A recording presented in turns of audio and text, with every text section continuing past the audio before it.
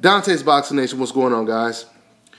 Well, it's starting to look more and more like Carl Froch might be winning the sweepstakes that everyone has been trying to win all the way from 160 to 175. And that is getting Julio Cesar Chavez in the ring as an opponent, of course. I'm telling you guys, Julio Cesar Chavez Jr. is looking like Disneyland right now to all of these elite fighters. Why? Because he is somewhat the proverbial roller coaster that all of these elite fighters want to enjoy and conquer. I mean, from the perspective of a boxer or a boxer's promoter that is putting his fighter up against Chavez, it is a win-win situation. Why? Because, Chavez already has a built-in Mexican fan base. He already has the name, the legendary name. And to make things even better than that, he is damn near tailor-made for almost everyone that he faces. I mean, you're going to make a pretty decent check fighting against Chavez. And most likely, you're going to have his face looking just like it looks in this picture. Meaning, he's going to be very easy to hit the whole night. That is a win-win situation for anyone that gets in the ring with Chavez Jr. This is once again the reason why fighters like Andre Ward, Gennady Golovkin, Carl Froch, and whoever else, they have been wanting to get this guy in the ring for so damn long. Now, with the exception of Triple G, I think when it comes to someone like Andre Ward and Carl Froch, I believe that they beat this man easy. I mean, don't get me wrong, Triple G, he has a very good chance of beating Chavez as well. But the difference from him and Andre Ward or Carl Froch is Golovkin, he would be moving up in weight. And he's not really used to fighting guys stronger than him because Chavez would probably be, or most likely be, stronger than him, or at least as strong as him. Okay? One thing I noticed with Golovkin is when, even though he had a great win over Curtis Stevens, there were times in that fight where he didn't look comfortable backing up.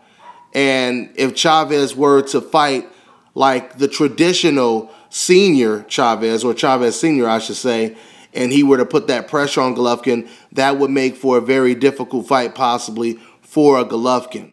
I would lean towards Triple G in that fight, but the only point I'm making is I think that fight, Triple G versus Chavez, is far more of a competitive fight than Chavez Jr. versus Froch or Andre Ward.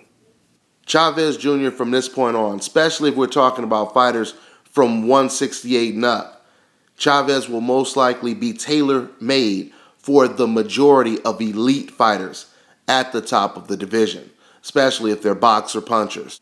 Chavez Jr. has always been one of these type of fighters that doesn't really have responsible defense, is not really the best fighter in the world, but he bails himself out of a lot of problems with his natural power. And once the problem with moving up in weight, the more you move up in weight, the more you start to lose that power advantage. Because now you're starting to fight guys that are naturally just as strong as you are. So you take that out of the equation when it comes to Julio Cesar Chavez, he has a serious problem. If I were Chavez Jr., I would have definitely chose the Golovkin fight over a Carl Froch fight. Like I said before, Chavez had a much better chance against a flat-footed fighter who comes forward and he's moving up in weight. Carl Froch is a different type of animal for Julio Cesar Chavez. And quite frankly, Chavez's style will most likely be tailor-made for Carl Froch. And I understand Chavez, he claims that he didn't take the Golovkin fight because Bob Arum wanted him to extend his contract. So the question is, how was Chavez able to fight Carl Froch? Did Bob Arum just all of a sudden back down? And even if he did back down, then that would mean that the Chavez versus Golovkin fight could have still been made. Something doesn't really make sense here. But nevertheless, this is probably the fight that we're going to get next. Chavez versus Carl Froch. I've already gave you guys my take on this fight and what will most likely happen. But then again, when you look at the last 12 months of boxing, hell, who really knows, right? We done had some serious-ass upsets in the last 12 months of boxing. Hell, for all we know, Chavez Jr., he could surprise everybody, come in the ring looking like Floyd Money Mayweather and just outboxing the shit out of Carl Froch, right? I mean, anything is possible. I don't believe that's going to happen, but I'm just saying anything is possible, especially with all the upsets we've been having in the sport of boxing lately.